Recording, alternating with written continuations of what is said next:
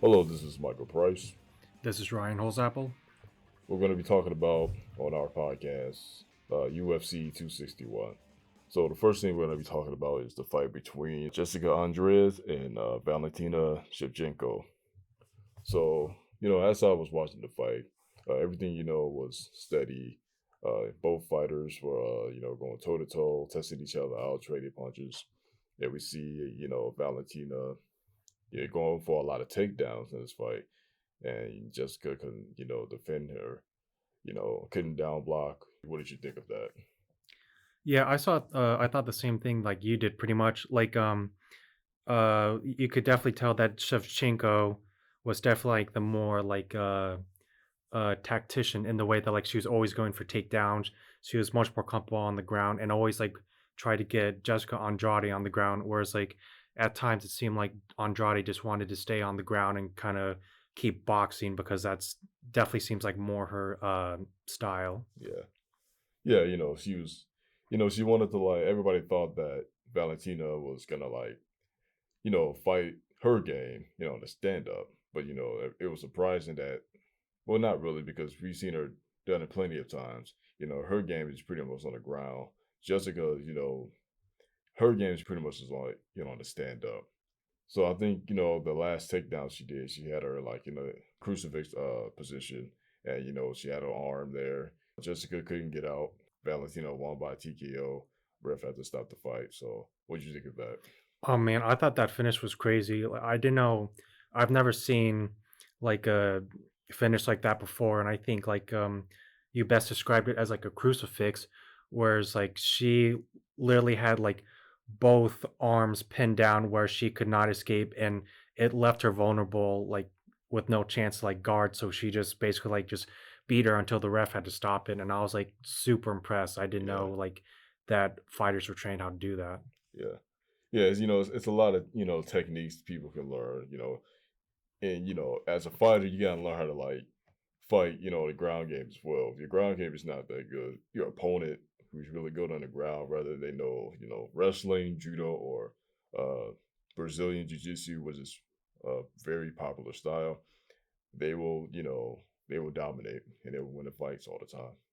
The next fight we're going to be talking about Chris Weidman and Uriah Hall. Now this fight was a very quick fight because Chris Weidman broke his leg by kicking Uriah Hall's knee. So what did you think of that? Oh man, I thought this was one first gruesome to watch because like he kicked him and you could see the leg snap, and then he like landed on that same foot before he just trembled. And two, I thought it was ironic in like the worst way possible because that exact same happened when Chris Weidman fought Anderson Silva probably like 8 years ago, where the same thing actually happened to his opponent at the time, Anderson Silva. And I actually saw an article saying that Anderson Silva reached out to him because, again, that same thing happened to him, which I thought was very sportsmanlike, but also like very gruesome and unfortunate to see. Yeah, yeah. Anderson Silva is probably the only person in the UFC, even though he was tired, but like the only person he knows what Chris Weidman is going through. That's like the only person.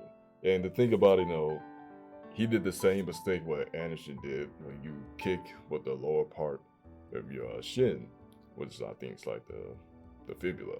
And when you kick there and somebody's knee below there, I think it's the tibia.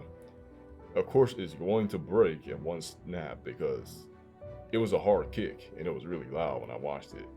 So when you kick there, it's going to break because there's like no muscle there. It's just like a thin layer of skin. And that's why, Muay Thai fighters like they train their bones to kick at any part of the leg. But Chris Weidman, he's not really a Muay Thai fighter like that. He's just a basic kickboxer, but Muay Thai, done with elbows and knees. And I know Uriah Hall, he didn't like how he won that fight. I know he never wanted to win that way. He was, the most devastated when that happened. It was just most unfortunate. Yeah, you even saw him like throw his hands up like as soon as like he saw what happened. Like you saw him like like raises like his hands up to his face like in disbelief. He was like, like that shows a lot. Like when you can visibly see like how surprised or shocked he was by the outcome. So the next thing we're going to talk about related to this is about Jimmy Crute versus and Anthony Smith. yeah, Anthony Smith. First round between those two, everything was, good. Smith, kicked Anthony, at the side of his leg above the knee. And when you kick there, it does your leg does vibrate, and like it kind of like messes with your nerves. There's like a nerve joint there, so that's probably what like did it. So as soon as he kicked him, Cruz's leg went up, and then like kind of like stiffened, so he couldn't even feel his leg anymore. That's why he was like limping. He Hmm. rolled his ankle and stuff and all. Yeah, he thought he can keep fighting, but the refs like he saw him limp again. It's like, okay, nah, that's it, that's it. Hmm. Smith went over there. It's like, yeah, man, it's all right, it's all right, it's all right. Hugged him and everything. It was a good fight. And I'm surprised, Crute was still like going afterwards. He went for a takedown. Smith couldn't defend it. But like, if anything could happen, he probably could have won that fight, if he kept punching him on the ground because he is a wrestler. Hmm. So, he's still a fighter though. He still had it in him. He wanted to keep fighting. I guess he probably would have won by a takedown or TKO. So hey, Hmm. anything you want to add on that? I think you pretty much hit on like the major points. I think just I was just most surprised by like the finish and like how the fight just ultimately ended. Mhm. Yeah. So next we're going to talk about is Rose Namajunas and Weili Zhang. So this is the fight that everybody's been waiting for. Everybody loved Rose and Weili at the same time. Everybody wanted this fight. Both of them beat, Joanna and Jessica. Now this is like really unexpected because I didn't really think that it could ever happen. So in the beginning of the round, we see Rose, she's going from side to side, moving back and forth, trying to, keep the fighters guessing a lot.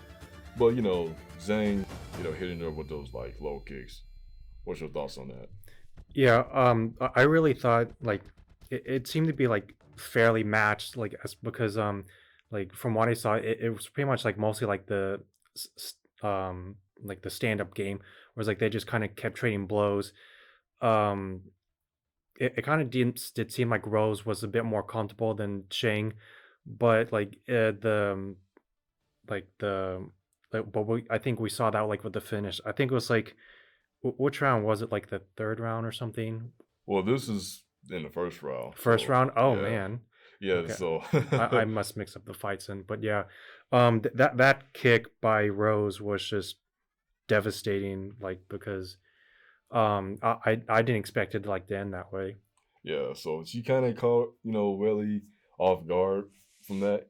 I think Willie did had her hands together trying to protect her fist, but Rose, I think she looked down. She got like a fainted head movement and try to catch Willie off guard, and so she lifted her leg, and Willie thought that she was gonna go for a leg kick, and that's why Willie scooped back and tried to dodge it for her to miss. But her hands opened up, and Rose just saw an opening, and she kicked her right, in the side of her jaw. So from that point, Rose, she did good with the head movement, also with the eyes. Sometimes when people don't pay attention to their opponents, you know, just trying to stay even, they always focus on like, oh, he's gonna throw that fist again. But if you focus on like one limb of their body, you're gonna get, you're gonna get caught by those, attacks. Lastly, we're going to talk about Kamaru Usman versus Jorge Masvidal.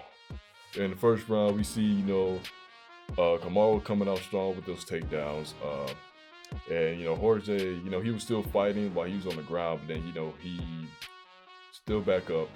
He had a couple jabs to Kamaru Usman and pretty good body kicks and leg kicks. So did Usman too, but people, both of them, they're good ground fighters, good stand-up fighters. You can call these two like, masters of mixed martial arts.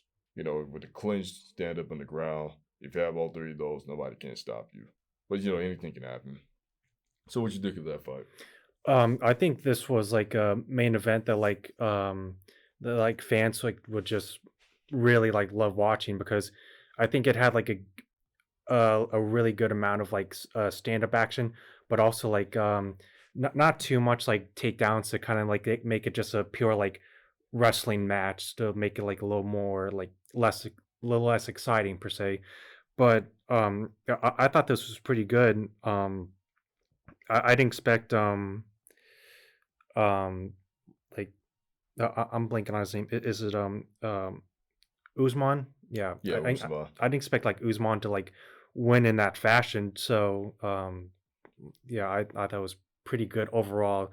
This fight was like worthy of a main event. Yeah. So with the knockout punch with his right hand. Hmm. Yeah, it was pretty good though. I think Jorge got a little overconfident, a little too cocky.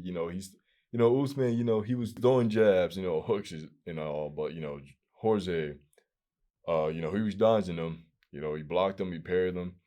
I think from that knockout, Usman he went for a left jab, and he saw Jorge try to go for his right, but with his left hand he parried it, which parry means to like where you catch somebody's fist or arm and you like pull it down. And so he exposed that, he exposed his left side or his right side, sorry, and he like still connected with his right hand, you know.